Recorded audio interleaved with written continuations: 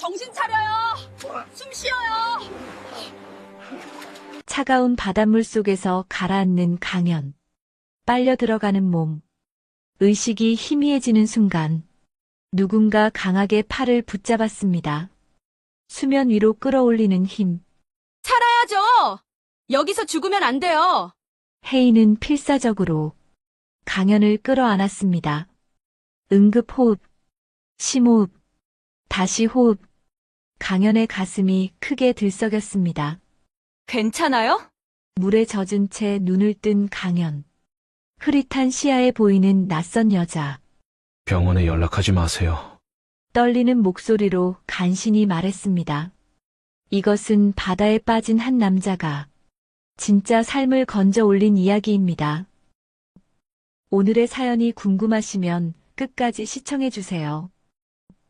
무료 버튼인 구독과 좋아요는 제게 큰 힘이 됩니다. 어디서 듣고 계신지 댓글 남겨주시면 반갑게 인사드릴게요. 제주 해안가에 짙은 바다 냄새가 섞인 바람이 불어왔습니다. 파도 소리가 규칙적으로 들려오는 이곳은 서울의 빌딩 숲과는 완전히 다른 세계였죠. 서강현은 휠체어에 앉아 창밖을 내다보고 있었습니다. 사고 이후로 그는 이렇게 무기력한 시간들을 보내는데 익숙해져 있었어요. 몸을 움직일 수 없다는 건 단순히 걷지 못한다는 의미가 아니었습니다. 세상과 단절된다는 의미였죠. 동생 민재는 그런 형을 바라보며 복잡한 감정을 느끼고 있었습니다. 형은 여전히 장남이었고 아버지의 신뢰를 받고 있었죠. 하반신이 마비되었어도 아버지 서태준은 강연을 후계자로 여기고 있었습니다. 민재는 그게 이해되지 않았어요. 형, 바다 한번 보고 가요. 서민재의 목소리가 조용히 들려왔습니다. 강연은 고개를 돌려 동생을 바라봤어요. 민재의 표정은 평소와 달리 부드러워 보였습니다. 사고 이후로 동생이 먼저 손을 내민 건 정말 오랜만이었죠. 아니, 어쩌면 처음일지도 몰랐습니다. 갑자기 왜? 그냥요. 형이 답답해 보여서요. 강연은 잠시 망설였습니다. 민재의 눈빛에서 뭔가 다른 감정을 읽으려 했지만 그럴 수 없었어요. 동생은 언제나 자신의 속마음을 잘 드러내지 않는 사람이었으니까요. 하지만 이 순간만큼은 거절하고 싶지 않았습니다. 형제라는 게 뭘까요? 어릴 적엔 모든 걸 함께 했던 사이였는데 이젠 서로가 서먹했습니다. 그래, 잠깐 나가자. 민재가 휠체어 손잡이를 잡았습니다. 숙소를 나서자. 제주의 바람이 얼굴을 스쳤어요. 강현은 눈을 감았습니다. 바람이 생각보다 차가웠지만 나쁘지 않았죠. 오랜만에 느껴보는 자유로운 기분이었습니다. 해안가로 가는 길은 생각보다 험했습니다. 모래 위에서 휠체어 바퀴가 덜컹거렸어요. 민재는 말없이 휠체어를 밀었습니다. 강현은 그 침묵이 불편했지만 먼저 말을 꺼내지 않았어요. 두 사람 사이에는 말로 표현할 수 없는 무언가가 있었습니다. 질투일까요? 아니면 미안함일까요? 강현은 알 수 없었어요. 민재는 형의 뒷모습을 바라보며 생각했습니다. 형은 다리를 쓸 수 없게 되었지만 여전히 모든 걸 가지고 있었죠. 아버지의 신뢰, 회사의 지분, 장남이라는 지위. 자신은 아무리 노력해도 그 위치에 오를 수 없었습니다. 바다가 가까워졌습니다. 파도 소리가 점점 커졌죠. 강현은 눈앞에 펼쳐진 수평선을 바라봤습니다. 끝없이 이어진 바다는 그에게 묘한 감정을 불러일으켰어요. 자유로워 보였지만 동시에 두렵기도 했습니다. 바다는 모든 걸 삼킬 것처럼 보였죠. 형. 민재가 휠체어를 멈췄습니다. 내가 이렇게까지 해줄 줄 몰랐다. 강현이 말했습니다. 민재야, 고맙다. 진심이야. 그 순간 민재의 손이 멈췄습니다. 강현은 그 변화를 느꼈어요. 뭔가 이상했습니다. 민재의 숨소리가 거칠어졌죠. 형은요? 민재의 목소리가 낮게 가라앉았습니다. 다 잃고도 여전히 위에 있어요. 강현은 그 말의 의미를 순간적으로 이해했습니다. 자신이 아무것도 할 수 없는 몸이 되었어도 여전히 장남이라는 이유로 동생 위에 있다는 뜻이었죠.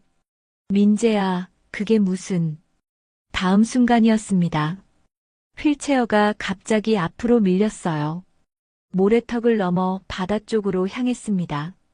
강현은 본능적으로 손잡이를 잡으려 했지만 이미 늦었어요.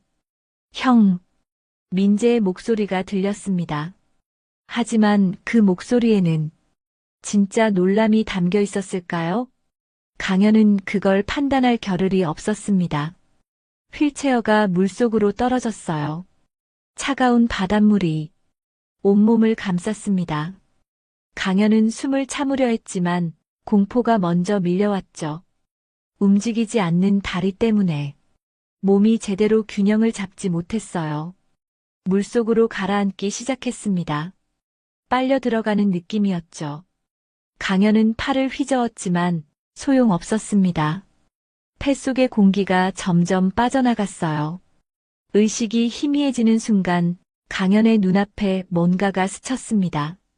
어릴 적 민재의 웃는 얼굴이었어요. 형을 따라다니며 환하게 웃던 그 얼굴. 언제부터 그 웃음이 사라졌을까요? 아버지가 강현만 칭찬할 때부터였을까요? 아니면 강현이 장남으로 태어난 그 순간부터였을까요? 강현은 알 수 없었습니다. 그래도 내 동생인데.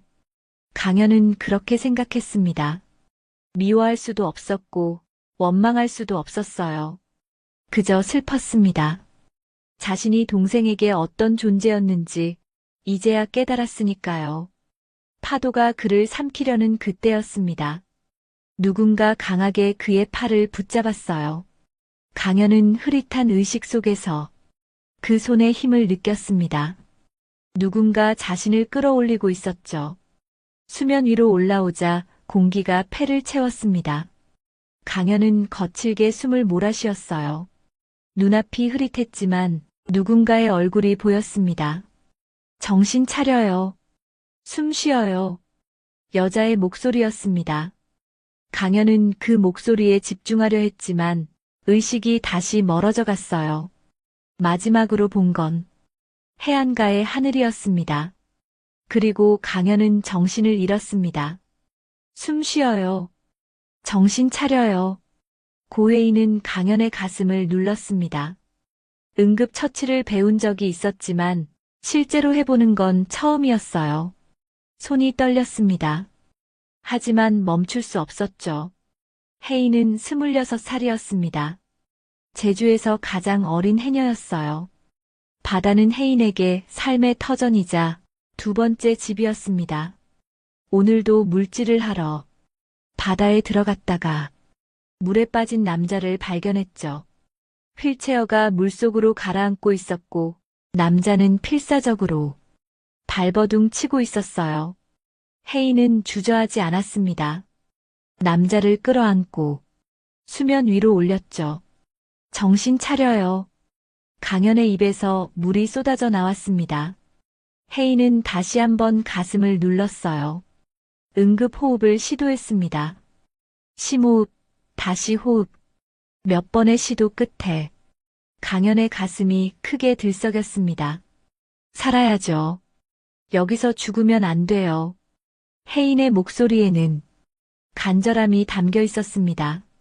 사람의 목숨이 걸린 일이었으니까요. 강현은 물에 젖은 채 눈을 떴습니다. 흐릿한 시야에 여자의 얼굴이 보였어요.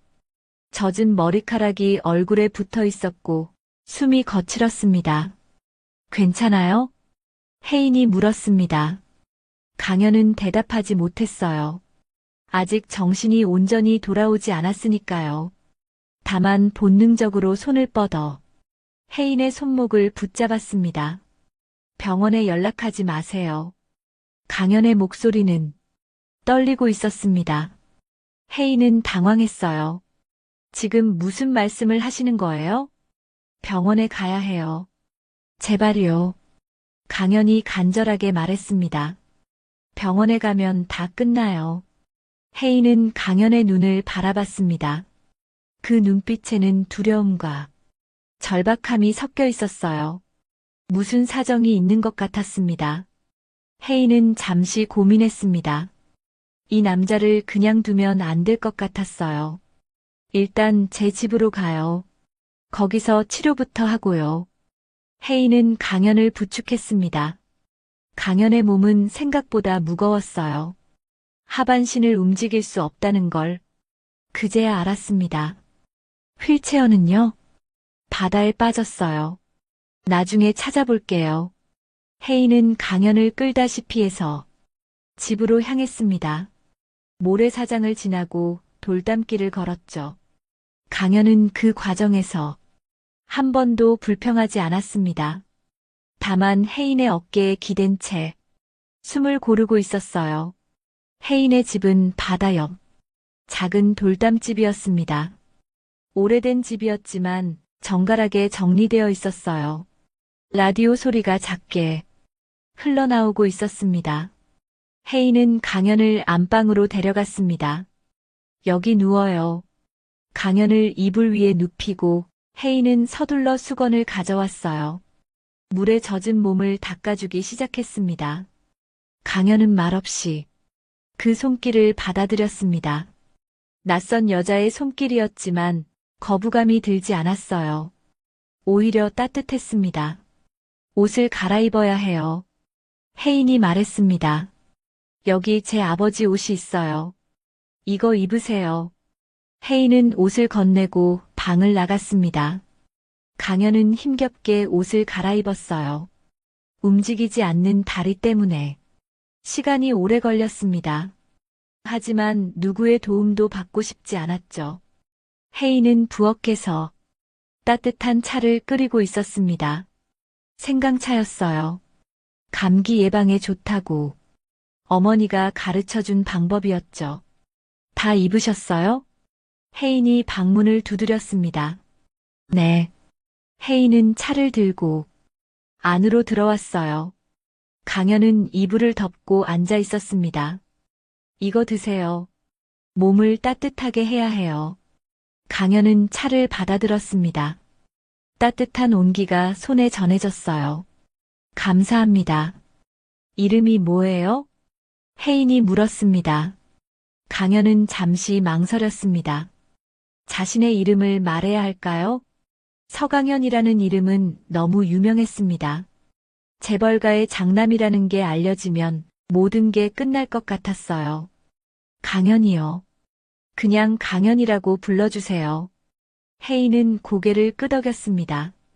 저는 고혜인이에요. 해녀예요. 강현은 혜인을 바라봤습니다. 젊은 나이에 해녀라니 흔치 않은 일이었어요. 가족은요? 혜인이 물었습니다.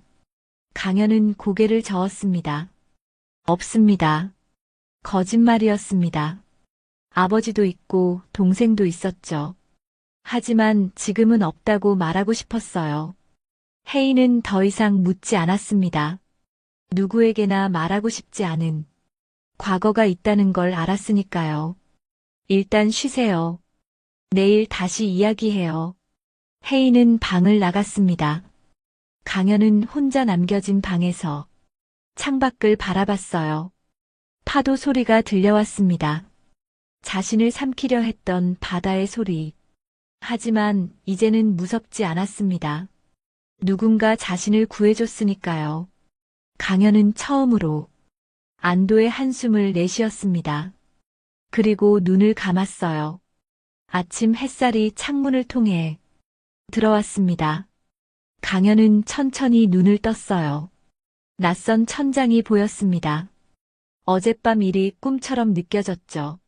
하지만 몸에 남은 피로감이 그게 현실이었다는 걸 말해주고 있었어요. 문 밖에서 소리가 들렸습니다. 설거지하는 소리, 물 흐르는 소리, 그리고 라디오에서 흘러나오는 아침 뉴스. 강현은 몸을 일으켰습니다. 움직이지 않는 다리를 침대 아래로 내렸어요. 휠체어가 없으니 움직일 수가 없었습니다. 일어나셨어요? 혜인이 방문을 열고 들어왔습니다. 손에는 따뜻한 죽 한 그릇이 들려 있었어요. 아침 드세요. 많이 드셔야 해요. 강현은 죽을 받았습니다. 집에서 이런 대접을 받은 게 얼마 만인지 기억나지 않았어요. 사고 이후로 모든 게 달라졌으니까요. 감사합니다. 강현이 말했습니다. 제가 폐를 너무 끼치는 것 같네요. 괜찮아요. 혜인이 웃으며 말했습니다. 사람 살리는 게 폐 끼치는 일은 아니잖아요. 강현은 죽을 한 숟가락 떠서 입에 넣었습니다. 따뜻하고 부드러웠어요. 오랜만에 느껴보는 맛이었습니다. 휠체어가 필요하시죠? 혜인이 물었습니다. 마을 보건소에 가면 빌릴 수 있어요. 제가 가져올게요. 강현은 고개를 끄덕였습니다. 정말 감사합니다. 제 신세를 어떻게 갚아야 할지 모르겠네요. 혜인은 고개를 저었습니다. 신세 같은 건 없어요. 그냥 사람이 사람을 도운 거예요. 혜인은 곧바로 집을 나섰습니다. 강현은 혼자 남은 방에서 주변을 둘러봤어요. 소박한 방이었습니다. 화려한 장식은 없었지만 따뜻함이 느껴졌죠. 벽에는 가족 사진이 걸려 있었습니다. 젊은 부부와 어린 소녀.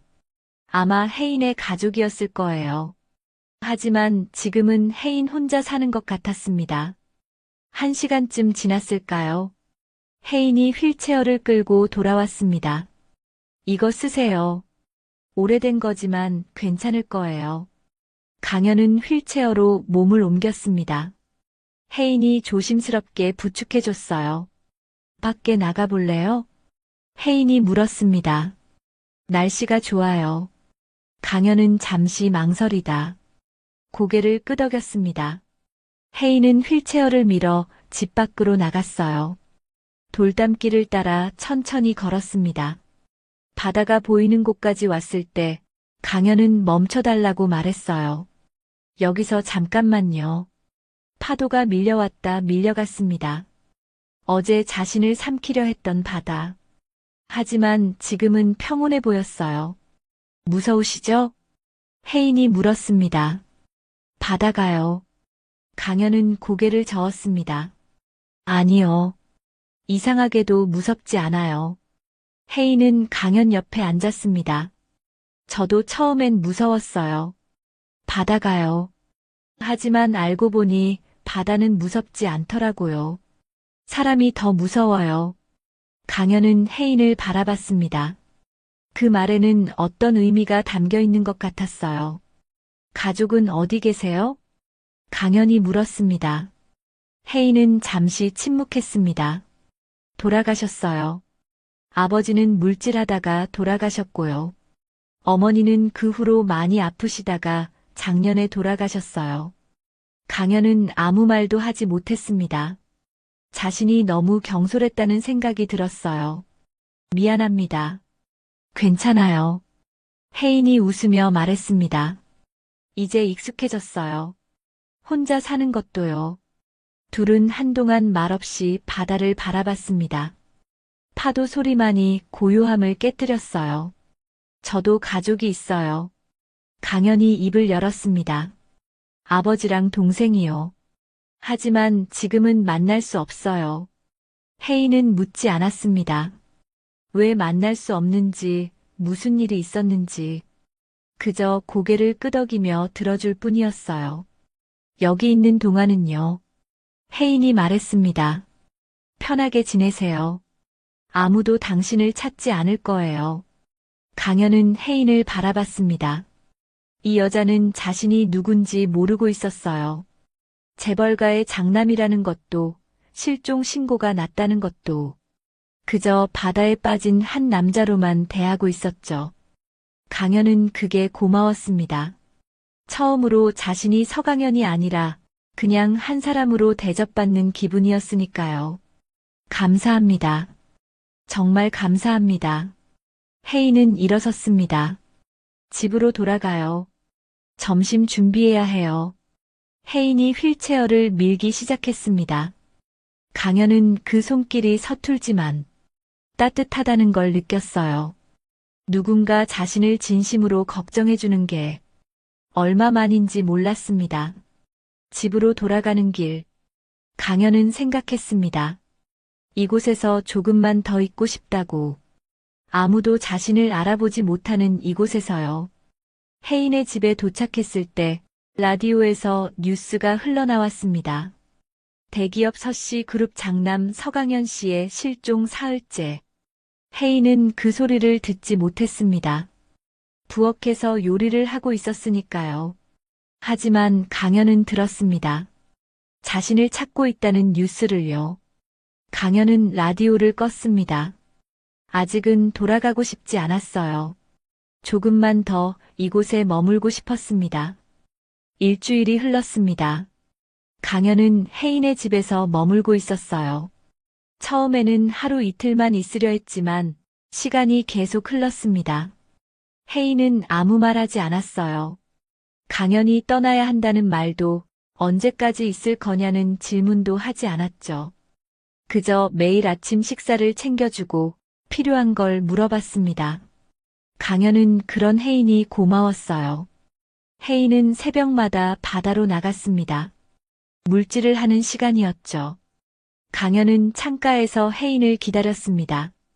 해가 뜨기 전 어둠 속에서 바다로 들어가는 혜인의 모습, 그리고 한두 시간 후 돌아오는 모습을 지켜봤어요. 오늘도 혜인은 새벽에 나갔습니다. 강현은 휠체어를 타고 창가로 갔어요. 바다는 고요했습니다. 하지만 그 속에서 누군가 숨을 참으며 일하고 있다는 게 믿기지 않았죠. 1시간쯤 지났을까요? 혜인이 돌아왔습니다. 손에는 전복과 해삼이 가득 담긴 망이 들려 있었어요. 다녀왔어요. 혜인이 집에 들어서며 말했습니다. 강현은 현관으로 나갔습니다. 오늘은 수학이 좋네요. 혜인이 웃으며 말했습니다. 날씨가 좋아서요. 물도 맑았어요. 강현은 혜인의 얼굴을 봤습니다. 물기가 흥건했고 머리카락이 얼굴에 붙어 있었어요. 하지만 표정은 밝았습니다. 왜 그렇게 웃어요? 강현이 물었습니다. 오늘도 무사히 돌아와서요. 혜인이 대답했습니다. 바다는 매번 다르거든요. 무사히 돌아오는 게 제일 중요해요. 강현은 그 말에 묘한 감정을 느꼈습니다. 혜인에게 바다는 위험한 곳이었지만 동시에 삶의 터전이었어요. 목숨을 걸고 일하는 곳이었죠. 혜인은 씻고 나와 아침을 준비했습니다. 전복죽이었어요. 방금 잡아온 싱싱한 전복으로 만든 죽. 드세요. 혜인이 강현 앞에 죽을 놓았습니다. 맛있을 거예요. 강현은 한 숟가락 떠서 입에 넣었습니다. 고소하고 부드러웠어요. 정말 맛있네요. 다행이에요. 혜인이 웃으며 말했습니다. 둘은 마주 앉아 식사를 했습니다. 말은 많지 않았지만 편안한 침묵이었어요. 강현은 이런 시간이 낯설었습니다. 서울에서는 늘 긴장된 식사 시간이었으니까요. 아버지의 눈치를 보고 동생과 경쟁해야 했죠. 하지만 여기는 달랐습니다. 아무 걱정 없이 밥을 먹을 수 있었어요. 식사 후 혜인은 잡아온 해산물을 손질했습니다. 강현은 그 모습을 지켜봤어요. 제가 도와드릴까요? 괜찮아요. 혜인이 말했습니다. 익숙한 일이에요. 하지만 강현은 휠체어를 타고 혜인 옆으로 갔습니다. 그래도 뭔가 하고 싶어요. 가만히만 있으면 답답해서요. 혜인은 잠시 생각하다 고개를 끄덕였습니다. 그럼 이거 씻어주세요. 혜인이 전복을 건넸습니다. 강현은 조심스럽게 전복을 씻기 시작했어요. 서툴렀지만 최선을 다했습니다. 혜인은 그 모습을 보며 미소를 지었어요. 잘하시네요. 처음 해봐요. 강연이 말했습니다. 전복을 씻는 건요. 그래요? 혜인이 놀란 듯 물었습니다. 도시에서 사셨나 봐요. 강연은 고개를 끄덕였습니다. 네, 서울에서요. 서울이요? 혜인이 눈을 빛냈습니다. 저는 가본 적 없어요. 한 번도요. 강연은 의외라는 표정을 지었습니다. 한 번도요? 네. 혜인이 말했습니다. 여기서 태어나서 계속 여기서 살았어요. 제주 밖으로 나가본 적이 없어요. 강연은 조용히 전복을 씻었습니다. 혜인의 삶이 자신과는 너무 달랐어요. 자신은 세계 곳곳을 다녔지만 혜인은 제주를 벗어나 본 적이 없었죠. 하지만 혜인은 불행해 보이지 않았습니다. 오히려 자신보다 행복해 보였어요. 서울은 어때요? 혜인이 물었습니다. 강연은 잠시 생각했습니다. 복잡해요. 사람도 많고요. 그리고 강연은 말을 멈췄습니다. 외로워요. 혜인은 강연을 바라봤습니다. 사람이 많은데 외롭다니요. 그럴 수 있어요. 강연이 말했습니다. 사람이 많다고 외롭지 않은 건 아니니까요. 혜인은 고개를 끄덕였습니다. 뭔가 이해한 것 같았어요. 오후가 되었습니다. 혜인은 장에 다녀오겠다며 집을 나섰어요. 강연은 혼자 남았습니다. 라디오를 켰습니다. 음악이 흘러나왔어요. 강연은 창밖을 바라보며 라디오를 들었습니다. 그런데 갑자기 뉴스가 흘러나왔어요. 국내 대기업 장남 서강현 씨 해상 실종 일주일째. 경찰은 수색 범위를 넓히고 있으며 강연은 재빨리 라디오를 껐습니다. 손이 떨렸어요. 일주일이 지났다는 게 믿기지 않았습니다. 그동안 집에서는 무슨 일이 있었을까요? 아버지는 어떻게 지내고 있을까요? 그리고 민재는요? 강연은 고개를 저었습니다. 아직 돌아가고 싶지 않았어요. 조금만 더 이곳에 있고 싶었습니다. 혜인이 돌아왔을 때는 해가 지고 있었습니다. 장 보는데 오래 걸렸어요. 혜인이 말했습니다. 사람들이랑 이야기하다 보니까요. 강연은 웃으며 말했습니다. 괜찮아요. 혼자 있는 것도 나쁘지 않았어요. 혜인은 저녁을 준비했습니다. 생선구이와 된장찌개였어요. 둘은 마주 앉아 식사를 했습니다. 창밖으로 석양이 보였어요. 예쁘죠? 혜인이 말했습니다. 제주의 석양이요. 강연은 고개를 끄덕였습니다. 네, 정말 예뻐요. 매일 봐도 질리지 않아요. 혜인이 말했습니다. 바다도 하늘도요. 강연은 혜인을 바라봤습니다. 이 여자는 단순한 삶을 살고 있었지만 행복해 보였어요. 자신이 가진 것에 만족하고 감사할 줄 알았죠. 강연은 그게 부러웠습니다. 저녁 식사 후 둘은 집 앞에 앉아 있었습니다. 별이 하나둘씩 나타나고 있었어요. 강연 씨는요? 혜인이 말했습니다. 어떤 사람이에요? 강연은 잠시 망설였습니다. 저는 잘 모르겠어요. 제가 어떤 사람인지요. 혜인은 고개를 갸웃했습니다. 자기 자신을 모른다고요? 네. 강연이 말했습니다.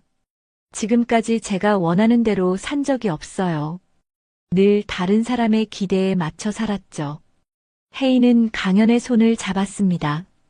그럼 이제부터는요. 자기 자신을 찾아보세요. 강연은 혜인의 손을 느꼈습니다. 따뜻하고 거칠었지만 진심이 느껴졌어요. 고맙습니다. 강연이 말했습니다. 그날 밤 강연은 오랜만에 편히 잠들었습니다. 며칠이 더 흘렀습니다. 강연과 혜인의 일상은 조금씩 자연스러워졌어요. 혜인은 새벽마다 물질을 나갔고 강연은 집에서 그를 기다렸습니다.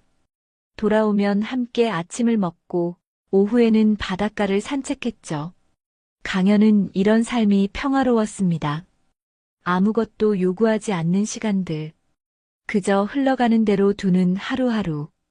오늘도 혜인은 새벽에 나갔습니다. 강연은 평소처럼 창가에서 기다렸어요. 하지만 오늘은 뭔가 달랐습니다. 마을 사람들의 목소리가 들렸어요. 저 사람 누구야? 혜인이 집에 남자가 있다던데. 실종된 재벌 아들 아니야? 강연은 가슴이 철렁했습니다. 소문이 퍼지고 있었어요. 자신의 정체가 곧 드러날 것 같았습니다. 혜인이 돌아왔을 때 강연은 그에게 말했습니다. 저 때문에 소문이 나고 있어요. 혜인은 고개를 저었습니다. 신경 쓰지 마세요. 마을 사람들은 원래 그래요. 하지만 강연은 불안했습니다. 더 이상 숨어 있을 수 없을 것 같았어요. 저녁 시간이 되었습니다. 혜인은 라디오를 켰어요. 강연은 라디오를 끄고 싶었지만 그럴 수 없었습니다. 국내 대기업 장남 서강현 씨, 해상 실종 2주일째. 가족들은 수색을 계속 요청하고 있으며 특히 아버지 서태준 회장은 아들을 찾기 위해 혜인의 손이 멈췄습니다. 젓가락을 쥔 채 라디오를 바라봤어요. 서강현. 혜인이 천천히 강연을 바라봤습니다. 그 사람이 당신이에요? 강연은 대답할 수 없었습니다. 고개를 숙였을 뿐이었죠. 혜인은 젓가락을 내려놓았습니다. 왜 말 안 하셨어요? 미안합니다. 강연이 말했습니다. 말할 수 없었어요. 말하면 모든 게 끝날 것 같았어요. 혜인은 일어섰습니다. 밖으로 나갔어요. 강연은 따라가고 싶었지만 휠체어 때문에 쉽지 않았습니다. 한참 후 혜인이 돌아왔습니다. 눈이 붉어져 있었어요. 왜 하필 저한테 온 거예요? 혜인이 물었습니다. 제가 구해준 게 후회돼요. 강연은 가슴이 아팠습니다. 제가 잘못했습니다. 하지만 거짓말한 건 아니에요. 제 이름도 제 상황도요. 다만 전부 말하지 않았을 뿐이에요. 혜인은 앉았습니다. 그럼 이제 말해주세요. 전부요. 강연은 천천히 입을 열었습니다. 재벌가에서 태어난 이야기, 장남으로서 짊어진 무게, 사고로 하반신을 잃은 이야기, 그리고 동생 민재와의 관계. 동생이 절 바다에 밀었어요. 강연이 말했습니다. 고의였는지는 모르겠어요. 하지만 그 순간 느꼈어요. 동생이 저를 얼마나 미워하는지요. 혜인은 조용히 들었습니다. 강연의 이야기는 길었어요. 숨겨왔던 모든 것들을 쏟아냈습니다. 그래서 도망쳤어요. 강연이 말했습니다. 돌아가기 싫었어요. 여기서 그냥 다른 사람으로 살고 싶었어요. 혜인은 잠시 침묵했습니다. 그리고 천천히 말했습니다. 하지만 그럴 수 없잖아요. 당신 부모님은요? 아버지가 당신을 찾고 있어요. 강연은 고개를 들었습니다. 아버지는 저를 후계자로만 보셨어요. 아들로 본 적이 없어요. 혜인은 고개를 저었습니다. 그래도 돌아가야 해요. 부모님은 죄가 없잖아요. 걱정하고 계실 거예요. 강연은 혜인의 눈을 바라봤습니다. 그 눈에는 안타까움이 담겨 있었어요. 돌아가면요. 강연이 말했습니다. 다시 그 삶으로 돌아가야 해요. 견딜 수 있을까요? 혜인은 강연의 손을 잡았습니다. 견딜 수 있어요. 당신은 강한 사람이에요. 바다에 빠졌을 때도 살아남았잖아요. 강연은 혜인의 손을 느꼈습니다. 따뜻했어요. 같이 가줄 수 있어요? 강연이 물었습니다. 서울까지요. 혜인은 잠시 망설였습니다. 그리고 고개를 끄덕였습니다. 네. 혼자 보내진 않을게요. 강연은 안도의 한숨을 내쉬었습니다. 혜인이 함께 있다면 돌아갈 수 있을 것 같았어요. 그날 밤 둘은 짐을 쌌습니다. 많지 않았어요. 강현은 아무것도 가진 게 없었고 혜인도 간단한 짐만 챙겼죠. 내일 아침 일찍 떠나요. 혜인이 말했습니다. 네. 강현이 대답했습니다. 둘은 마주보며 앉았습니다. 마지막 밤이었어요. 후회 안 해요? 강현이 물었습니다. 저를 구한 것이요. 혜인은 웃으며 말했습니다. 후회 안 해요. 당신을 구한 건 제 선택이었으니까요. 그리고 혜인은 잠시 말을 멈췄습니다. 당신을 알게 돼서 좋았어요. 강현은 가슴이 뜨거워졌습니다. 이 여자는 자신에게 특별한 존재가 되었어요. 짧은 시간이었지만 잊을 수 없는 사람이었죠. 저도요. 강현이 말했습니다. 당신을 만나서 행운이었어요. 제 인생에서 가장 평화로운 시간이었어요. 혜인은 고개를 끄덕였습니다. 둘은 더 이상 말하지 않았어요. 말이 필요 없었습니다. 서로의 마음을 알고 있었으니까요. 밤이 깊어갔습니다. 내일이면 서울로 돌아가야 했어요. 강현은 창밖을 바라봤습니다. 제주의 밤하늘에는 별이 가득했어요. 서울에서는 볼 수 없는 풍경이었죠. 저 별들 기억할게요. 강현이 말했습니다. 이곳에서의 시간도요. 혜인은 강현 옆에 앉았습니다. 저도 기억할게요. 당신과 함께한 이 시간들을요. 둘은 나란히 앉아 별을 바라봤습니다. 내일이면 끝날 평화로운 시간. 하지만 지금 이 순간만큼은 영원처럼 느껴졌어요. 새벽이 밝아왔습니다. 떠날 시간이었습니다. 혜인은 휠체어를 준비했고 강현은 작별 인사를 했어요. 이 집과 이 바다와 이 평화와요. 가요. 혜인이 말했습니다. 네. 강현이 대답했습니다. 둘은 집을 나섰습니다. 서울로 향하는 긴 여정이 시작되었어요. 서울. 서씨 가문의 저택은 혼란에 빠져 있었습니다. 장남 서강현이 실종된 지 2주일이 지났어요. 경찰은 수색을 계속했지만 아무런 단서도 찾지 못했죠. 서태준 회장은 매일 밤 잠을 이루지 못했습니다. 장남이 사라졌다는 현실을 받아들일 수 없었어요. 강현이를 찾아야 해. 서태준이 말했습니다. 무슨 일이 있어도요. 하지만 민재는 달랐습니다. 형이 사라진 후 민재의 삶은 완전히 바뀌었어요. 회사에서의 위치도 아버지의 태도도요. 회의실. 서태준이 임원들 앞에 섰습니다. 강현이가 돌아올 때까지 민재가 대행할 것이다. 민재는 고개를 숙였습니다. 원했던 순간이었지만 기쁘지 않았어요. 이렇게 얻고 싶지 않았으니까요. 회의가 시작되었습니다. 민재는 형이 하던 자리에 앉았어요. 낯선 느낌이었습니다. 민재. 서태준이 말했습니다. 이번 프로젝트 보고서는 어떻게 됐나? 민재는 서류를 꺼냈습니다. 여기 있습니다. 서태준은 서류를 받아 훑어봤어요. 그리고 탁자에 던졌습니다. 이게 뭔가. 강현이라면 이렇게 하지 않았을 거야. 민재는 얼굴이 굳었습니다. 다시 하게. 서태준이 말했습니다. 제대로요. 민재는 아무 말도 하지 못했습니다. 그저 고개를 숙였을 뿐이었죠. 회의가 끝났습니다. 임원들이 하나둘 자리를 떴어요. 민재는 혼자 남았습니다. 서류를 바라보며 생각했어요. 형이라면 어떻게 했을까? 항상 형과 비교당했습니다. 어릴 때부터 지금까지요. 민재야. 한 임원이 다가왔습니다. 괜찮나?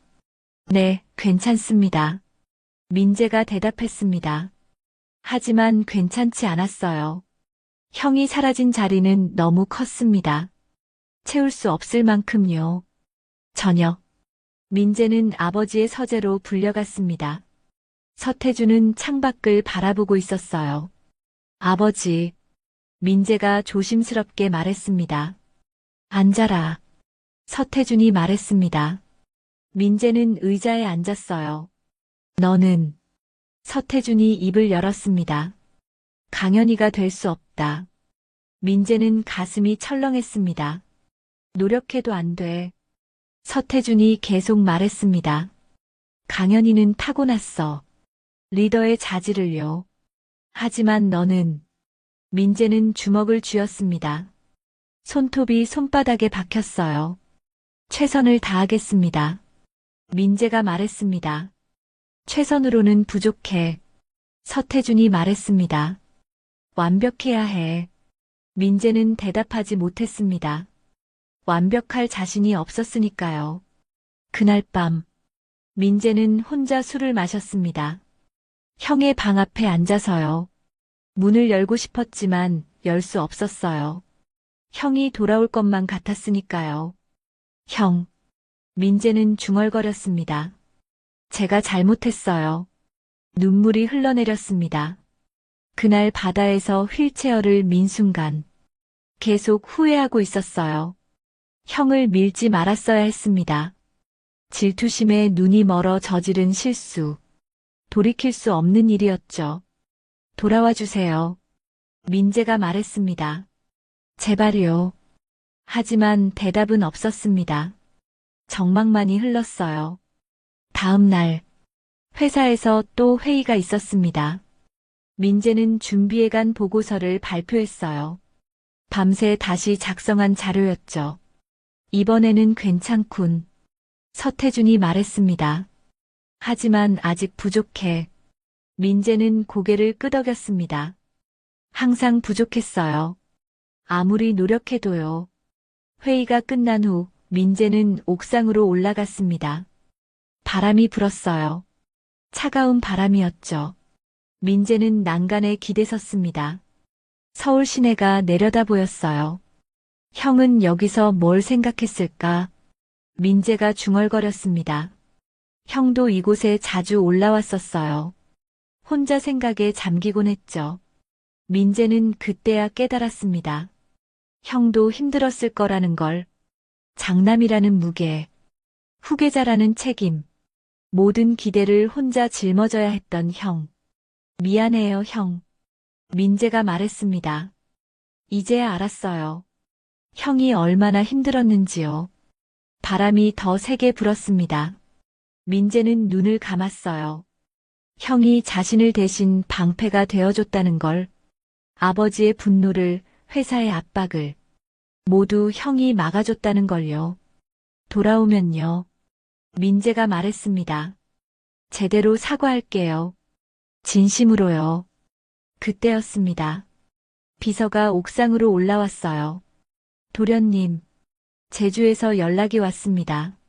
민재는 돌아봤습니다. 강연 도련님을 찾았다고 합니다. 민재의 가슴이 두근거렸습니다. 형이 살아있다는 거였어요. 어디에요? 민재가 물었습니다. 제주 한 마을에서요. 지금 서울로 오는 중입니다. 민재는 주저앉았습니다. 안도의 눈물이 흘러내렸어요. 형, 살아있구나. 비서는 조용히 물러났습니다. 민재는 한참 동안 그 자리에 앉아 있었어요. 형을 다시 볼 수 있다는 게 믿기지 않았습니다. 그리고 두려웠어요. 형을 어떻게 마주해야 할지 몰랐으니까요. 저녁, 서태준에게 소식이 전해졌습니다. 강연이가 살아있다고. 서태준의 목소리가 떨렸습니다. 네, 회장님. 내일 아침에 도착한다고 합니다. 서태준은 의자에 주저앉았습니다. 그래, 살아있구나. 오랜만에 보는 아버지의 눈물이었어요.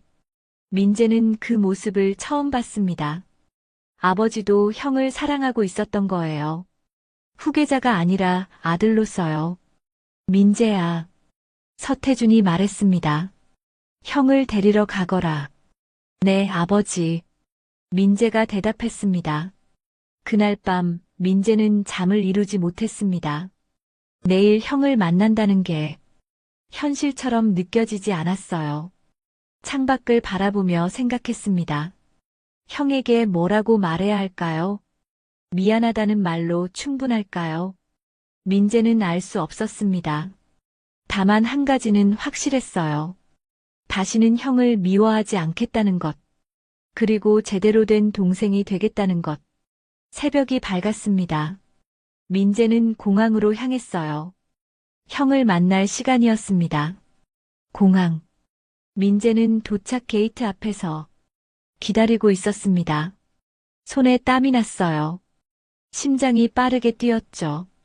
곧 형을 만난다는 게 실감나지 않았습니다. 사람들이 하나둘 나오기 시작했어요. 민재는 눈을 크게 뜨고 찾았습니다. 그리고 마침내 봤어요. 휠체어를 탄 강현을. 그 옆에는 낯선 여자가 있었습니다. 휠체어를 밀어주고 있었어요. 민재는 다가갔습니다. 발걸음이 무거웠어요. 형. 민재의 목소리가 떨렸습니다. 강현은 민재를 바라봤습니다. 두 사람의 시선이 마주쳤어요. 오랜 침묵이 흘렀습니다. 형, 민재는 더 이상 말을 잇지 못했습니다. 그대로 주저앉아 울었어요. 미안해. 나 때문에. 다 끝났어. 강현은 민재를 바라봤습니다. 동생의 눈에는 진짜 후회가 담겨 있었어요. 미움이 아니라 미안함이었죠. 혜인은 조용히 뒤로 물러섰습니다. 이건 형제가 해결해야 할 일이었으니까요. 일어나. 강현이 말했습니다. 사람들이 다 봐. 민재는 눈물을 닦으며 일어났어요. 형, 정말 미안해요. 그날 제가. 알아. 강현이 말을 끊었습니다. 다 알고 있어. 민재는 고개를 들었습니다. 그럼. 화나지 않아요? 강현은 잠시 침묵했습니다. 그리고 천천히 말했습니다. 화났었어. 처음에는요. 하지만 이제는 아니야. 민재는 믿을 수 없다는 표정을 지었어요. 왜요? 형은 죽을 뻔했잖아요. 쟤 때문에요. 강현은 민재를 바라봤습니다. 살아서 돌아온 이유는 널 미워하려고가 아니야. 민재는 또다시 눈물을 흘렸습니다. 이번에는 참지 않았어요. 형. 강현은 아무 말 없이 동생의 어깨를 감싸 안았습니다. 민재는 형의 품에서 소리내어 울었어요. 얼마나 무서웠는지, 얼마나 후회했는지, 모든 감정이 터져나왔습니다. 혜인은 그 모습을 멀리서 지켜봤어요. 가슴이 뭉클했습니다. 강현이 얼마나 힘들었을지 알고 있었으니까요. 한참 후 민재는 진정했습니다. 집에 가자. 강현이 말했습니다. 아버지가 기다리고 계셔. 민재는 고개를 끄덕이고 휠체어를 밀기 시작했어요. 떨리는 손이었지만 조심스럽게 밀었습니다. 차에 타기 전 강현은 혜인을 돌아봤습니다. 같이 가요. 아니요. 혜인이 말했습니다. 저는 여기까지만요. 왜요? 강현이 물었습니다. 약속했잖아요. 같이 간다고요. 혜인은 웃으며 말했습니다. 여기까지 함께 왔잖아요. 이제 가족과 함께 있어야 해요. 강현은 혜인의 손을 잡았습니다. 나중에 꼭 다시 만나요. 네. 혜인이 대답했습니다. 꼭이요. 둘은 잠시 눈을 마주쳤습니다. 말하지 않아도 알 수 있었어요. 서로에게 특별한 존재가 되었다는 걸요. 고마웠어요. 강현이 말했습니다. 저도요. 혜인이 대답했습니다. 민재는 그 모습을 조용히 지켜봤어요. 형에게 이런 사람이 있었다는 게 놀라웠습니다. 차가 출발했습니다. 혜인은 손을 흔들며 배웅했어요. 강현은 뒤를 돌아보며 손을 흔들었습니다. 조금씩 멀어지는 혜인의 모습. 강현은 가슴이 먹먹했어요. 형. 민재가 조심스럽게 말했습니다. 그분은 누구예요? 날 구해준 사람이야. 강현이 말했습니다. 바다에서. 민재는 고개를 숙였습니다. 또다시 미안함이 밀려왔어요. 형, 저는 이제 그만해. 강연이 말했습니다. 계속 미안해하지 마. 그보다 앞으로를 생각하자. 민재는 고개를 끄덕였습니다. 네, 형. 차는 서울 시내로 들어섰습니다. 익숙한 풍경이었어요. 강연은 창밖을 바라봤습니다. 떠나고 싶었던 이곳. 하지만 이제는 돌아와야 할 곳이었죠. 저택 대문 앞. 차가 멈췄습니다. 강연은 심호흡을 했어요. 준비됐어요? 민재가 물었습니다. 모르겠어. 강연이 솔직하게 말했습니다. 하지만 해야 할 일이니까. 민재는 차에서 내려 휠체어를 준비했습니다. 강연을 조심스럽게 태웠어요. 대문이 열렸습니다. 서태준이 현관 앞에 서 있었어요. 아버지는 늙어 보였습니다. 2주일 만에 많이 수척해졌어요. 아버지, 강연이 말했습니다. 서태준은 아무 말 없이 다가왔습니다. 그리고 강연의 손을 잡았어요. 미안하다. 서태준의 목소리가 떨렸습니다. 내가 너를 힘들게 했구나. 강연은 놀랐습니다. 아버지가 사과하는 걸 처음 봤어요. 아니에요, 아버지. 아니야. 서태준이 말했습니다. 내가 너한테만 모든 걸 짊어지게 했어. 장남이라는 이유로요. 그게 잘못이었어. 강연은 가슴이 뜨거워졌습니다. 아버지, 이제 달라질 거야. 서태준이 말했습니다. 민재도 너도. 둘 다 내 아들이니까. 민재는 그 말을 듣고 눈물을 흘렸어요. 처음으로 인정받은 기분이었습니다. 안으로 들어가자. 서태준이 말했습니다. 집안일은 집안에서 얘기하는 거야. 세 사람은 함께 안으로 들어갔습니다. 오랜만에 느껴보는 가족의 온기였어요. 거실. 세 사람이 마주 앉았습니다. 강연아. 서태준이 입을 열었습니다. 회사 일은 천천히 하자. 지금은 쉬어. 강연은 고개를 끄덕였습니다. 민재. 서태준이 민재를 불렀습니다. 네, 아버지. 너도 형을 도와라.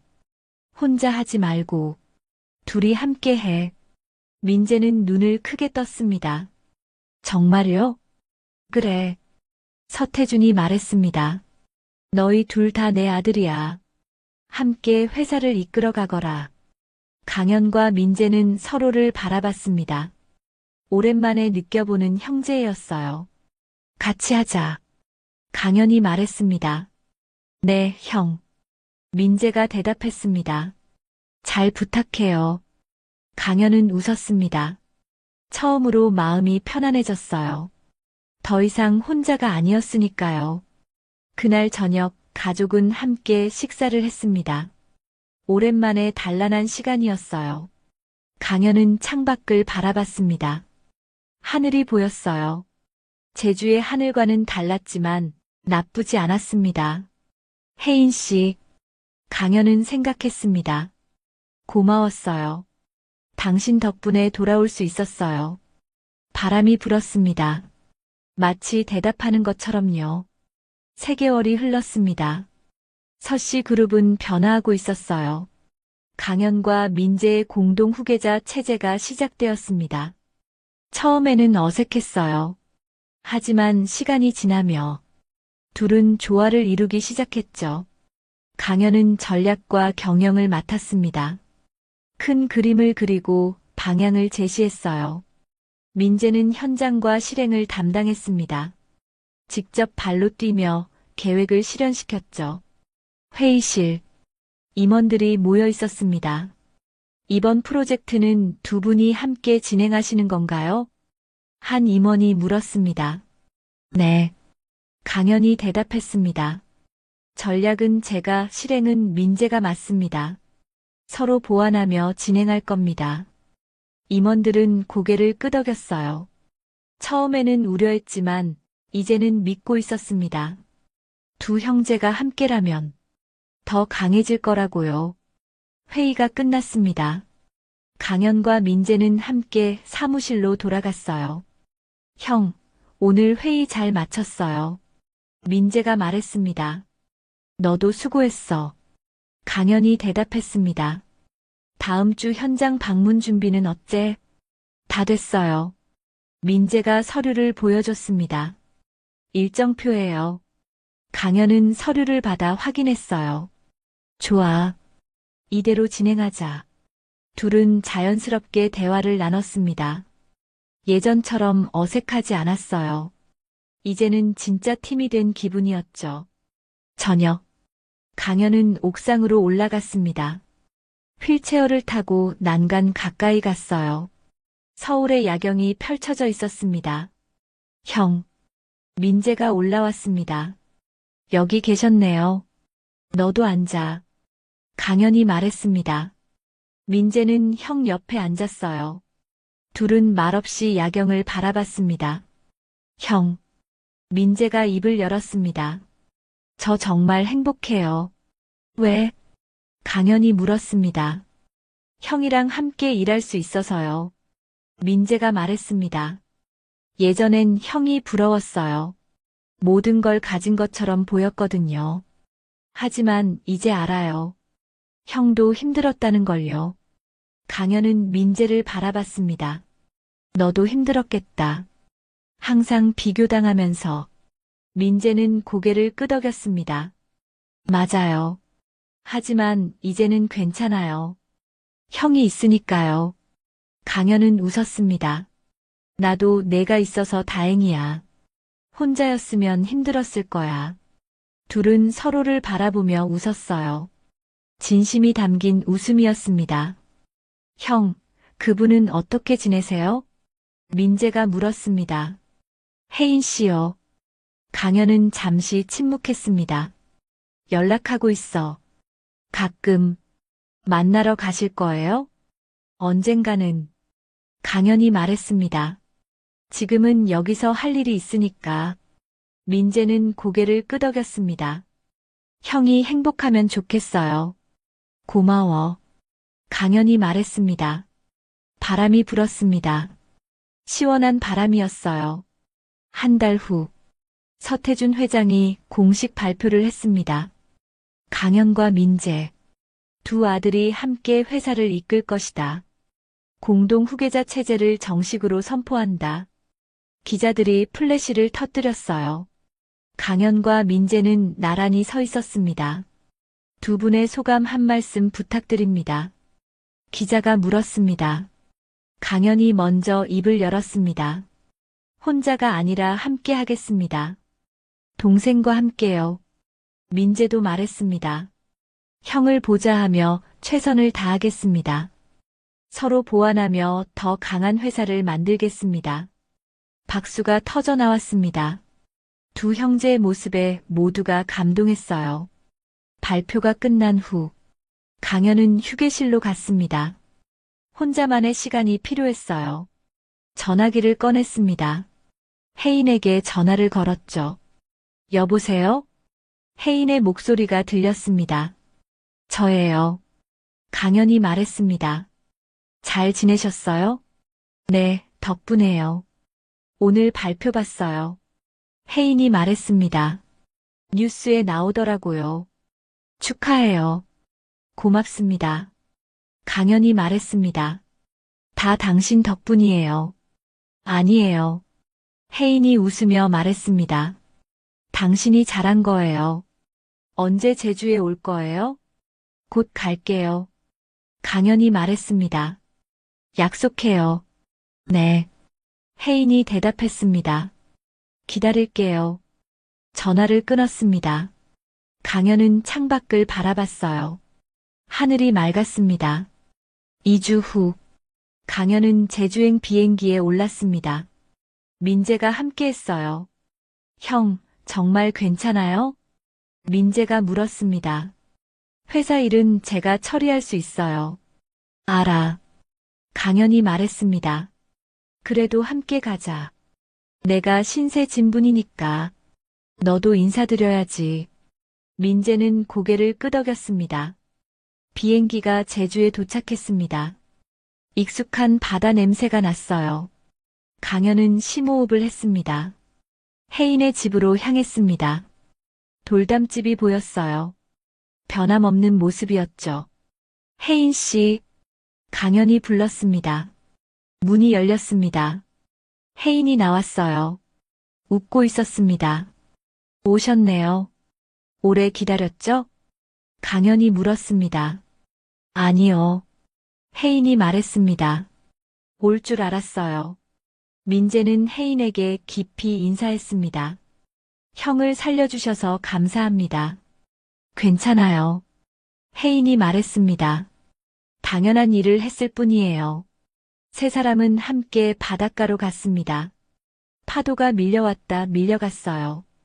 예전 그대로네요. 강현이 말했습니다. 바다는 변하지 않아요. 혜인이 말했습니다. 사람만 변하죠. 강현은 혜인을 바라봤습니다. 저도 변했나요? 네. 혜인이 웃으며 말했습니다. 좋은 쪽으로요. 더 밝아 보여요. 강현은 고개를 끄덕였습니다. 당신 덕분이에요. 다시 바다로 돌아가고 싶으면. 혜인이 말을 시작했습니다. 아니요. 강현이 말을 끊었습니다. 이제 같이 가는 바다가 있으니까요. 혜인은 강현의 손을 잡았습니다. 그럼 가끔 여기 와요. 함께요. 약속할게요. 강현이 말했습니다. 민재는 두 사람을 보며 웃었어요.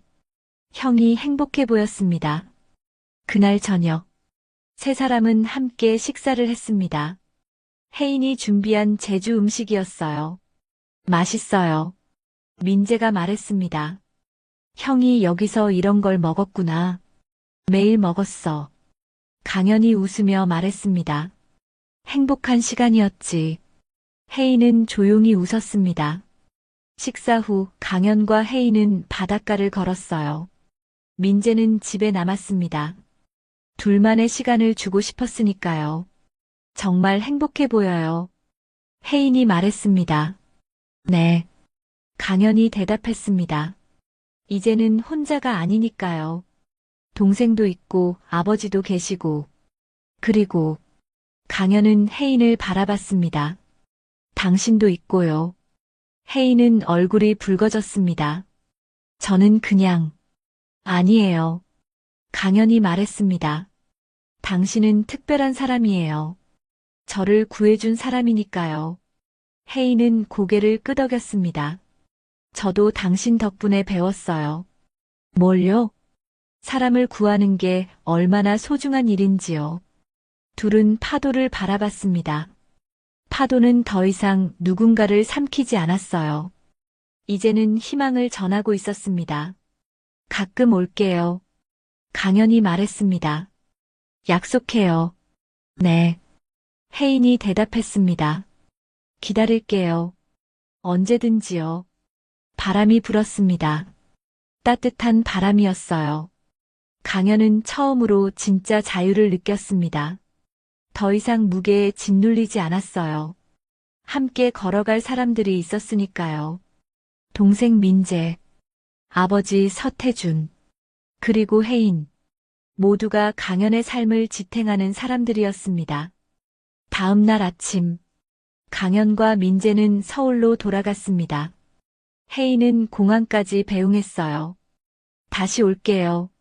강현이 말했습니다. 꼭이요. 네. 혜인이 웃으며 말했습니다. 조심히 가세요. 비행기가 이륙했습니다. 강현은 창밖을 바라봤어요. 제주의 바다가 보였습니다. 아름다운 바다였어요. 형. 민재가 말했습니다. 행복하시죠? 응. 강현이 대답했습니다. 정말 행복해. 민재는 웃었습니다. 저도요, 형. 형이 있어서 행복해요. 두 형제는 나란히 앉아 서울로 향했습니다. 앞으로 함께 걸어갈 길. 그 길은 더 이상 외롭지 않았어요. 회사 옥상. 며칠 후 강현은 다시 그곳에 있었습니다. 바다를 닮은 하늘 아래. 문이 열렸습니다. 강현 씨. 혜인의 목소리였습니다. 강현은 놀라서 돌아봤어요. 어떻게? 초대받았어요. 혜인이 웃으며 말했습니다. 민재 씨가 불러줬어요. 강현은 민재를 봤습니다. 민재는 웃으며 손을 흔들었어요. 놀라셨죠? 완전히. 강현이 말했습니다. 혜인은 강현 옆에 섰습니다. 여기서 보는 하늘도 예쁘네요. 그렇지? 강현이 말했습니다. 이제 함께 볼 수 있어요. 제주의 하늘도 서울의 하늘도요. 혜인은 고개를 끄덕였습니다. 네. 함께요. 파도는 더 이상 누군가를 삼키지 않았습니다. 이제는 사람들을 연결하고 있었어요. 강현과 민재, 강현과 혜인, 모두를 이어주는 바다처럼요. 여러분은 이 이야기에서 누구의 마음이 가장 공감되셨나요? 바다에 빠져 모든 걸 잃었지만 다시 일어선 강현? 질투심에 형을 밀었지만 진심으로 후회한 민재? 아니면 아무 조건 없이 낯선 이를 구해준 혜인? 댓글로 여러분의 생각을 들려주세요. 그리고 만약 여러분이라면 강현처럼 동생을 용서할 수 있을까요? 무료 버튼이 구독과 좋아요는 제게 큰 힘이 됩니다. 오늘 하루도 행복하고 건강하세요. 감사합니다.